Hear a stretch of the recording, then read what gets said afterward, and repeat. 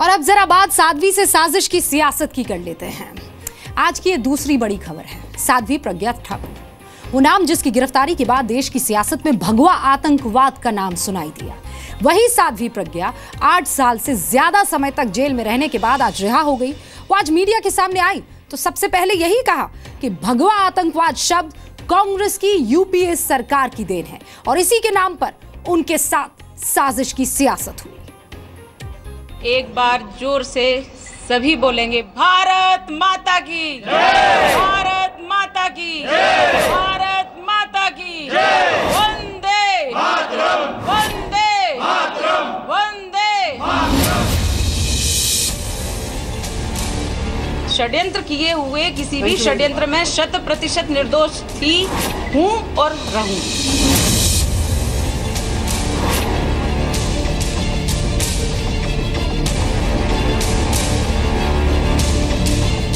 Malegaon blast मामले में जमानत पर जेल से बाहर आते ही साध्वी प्रज्ञा ने सबसे पहले प्रेस कॉन्फ्रेंस बुलाई। साध्वी प्रज्ञा ने कांग्रेस पार्टी पर हमला बोला। साध्वी ने कहा कि कांग्रेस ने उनके खिलाफ बहुत बड़ी साजिश रची।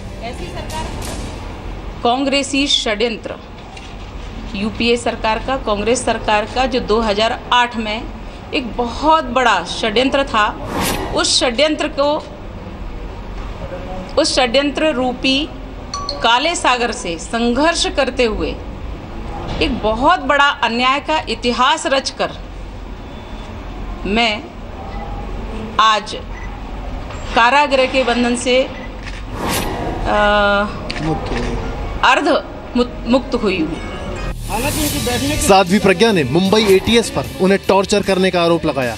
उन्होंने कहा कि एटीएस ने उन्हें 13 दिन तक गैर कानूनी हिरासत में रखा। एटीएस ने मुझे गैर कानूनी तरीके से रखकर इतना प्रताड़ित किया था कि मेरे फेफड़े की झिल्ली फट गई थी और मैं बेहोश हो गई थी और 5 दिन तक मैं वेंटिलेटर पर रही। मालेगांव ब्लास्ट केस में आरोपी साध्वी प्रज्ञा ने कहा कि भगवा आतंकवाद शब्द कांग्रेस की देन है। भगवा आतंकवाद की पूरी स्क्रिप्ट देख लीजिए आप।